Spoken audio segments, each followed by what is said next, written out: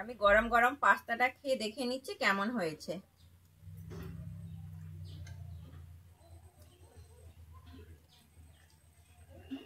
দারুণ হয়েছে। আপনারাও বাড়িতে এই রেসিপিটা একবার ট্রাই করে দেখতে পারেন আর আমাকে কমেন্ট করে অবশ্যই জানাবেন আপনাদের কেমন লাগলো। নমস্কার বন্ধুরা, কুকিং অর্পিতাতে আপনাদের সবাইকে স্বাগত জানাই। আশা করি আপনারা সবাই ভালো আছেন। আমি আজকে বানাচ্ছি পাস্তা, একদম ঘরোয়া পদ্ধতিতে পাস্তা বানাচ্ছি। আমার যদি এই রেসিপিটা ভালো লেগে থাকে তাহলে আমার চ্যানেলে একটা সাবস্ক্রাইব করে দেওয়ার অনুরোধ। যে পাস্তা নিয়েছি, আমি এই সরু পাস্তাটা নিয়েছি। আপনারা চাইলে যেরকম সাইজের পাস্তা নিতে পারেন। আমি এই পাস্তাটাকে এবারে বয়েল করে নিচ্ছি। আমি জল বসিয়ে দিয়েছিলাম সেদ্ধ করার জন্য। পাস্তাটা আমার জলটা গরম হয়ে গেছে। আমি এর মধ্যে দিয়ে দিচ্ছি লবণ। লবণটা কিন্তু এই সময় পরিমাণ মতো দিতে হবে, না হলে কিন্তু পাস্তা ভালো লাগবে না খেতে। আর দিয়ে দিচ্ছি একটু সাদা তেল। সাদা তেল আমি অল্পই দিচ্ছি যাতে পাস্তাটা না পাস্তার গায়ে লেগে যায়। আমি এবারে পাস্তাটা ঢেলে দিচ্ছি।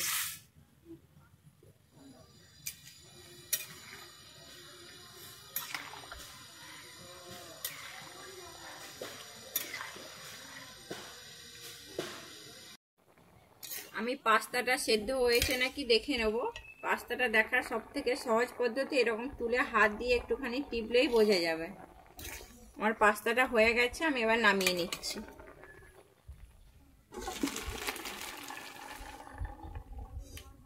তার মধ্যে একটু ঠান্ডা জল দিয়ে দিচ্ছি।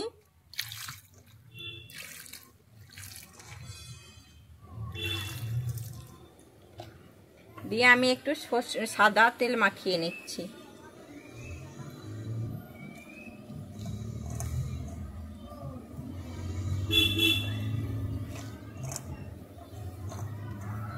আমি এই পাস্তা বানানোর জন্য এখানে নিয়েছি রসুন কুচি, আদা কুচি, গাজরটা আমি এরকম ছোট ছোট করে কুচিয়েছি, কাঁচা লঙ্কা কুচি, টমেটো কুচি, পেঁয়াজ কুচি, বিনস আর ক্যাপসিকাম।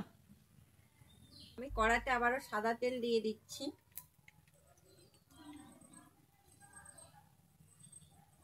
তেলটা গরম হয়ে গেছে।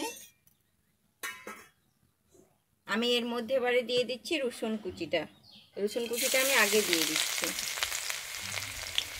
আমি তারপরে দিয়ে দিচ্ছি আদা কুচি।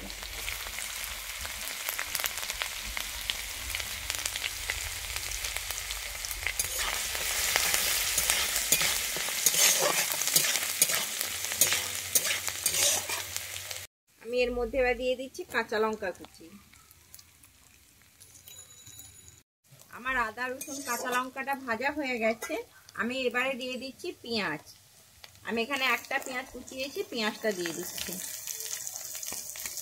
আর দিয়ে দিচ্ছি আমি এখানে বিনস।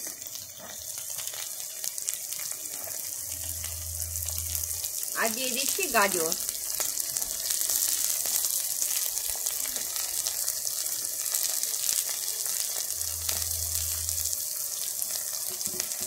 আমি এইটাকে এবারে একটু ভালোভাবে ভেজে নিচ্ছি।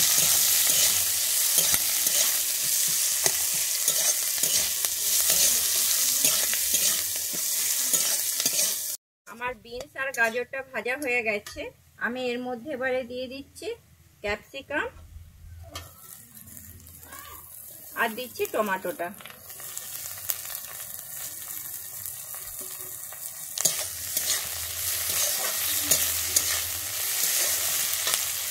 এবারে আমি দিয়ে দিচ্ছি লবণ। আমি যেহেতু সেদ্ধর সময় লবণ দিয়েছি তাই এখানে আমি অল্পই লবণ দিচ্ছি।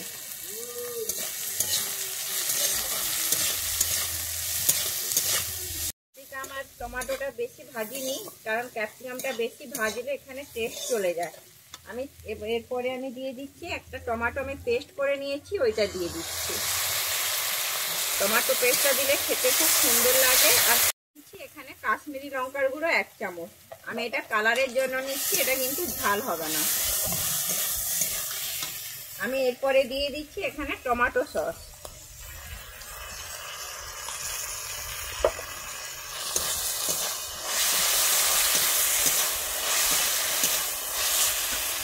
আর দিচ্ছি আমি এখানে ম্যাগি মশলা একটা। আপনাদের কাছে যদি পাস্তা মশলা থাকে পাস্তা মশলা দিতে পারেন। আমি এখানে একটা ম্যাগি মশলা দিয়ে দিচ্ছি। ম্যাগি মশলাটা দিলে পাস্তাটা খুব খেতে ভালো লাগে।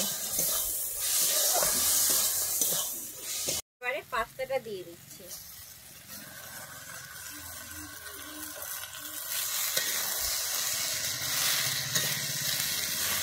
পাস্তাটা দিয়ে আমি মশলাটা এবারে পাস্তার সঙ্গে ভালোভাবে মাখিয়ে নেব।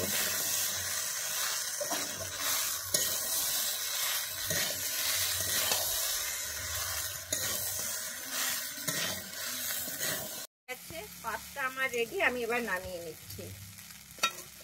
রেডি হয়ে গেছে পাস্তা মশলা। আমার যদি এই রেসিপিটা আপনাদের ভালো লেগে থাকে তাহলে আমার চ্যানেলে লাইক, শেয়ার, কমেন্ট ও সাবস্ক্রাইব করে দেওয়ার অনুরোধ রইল।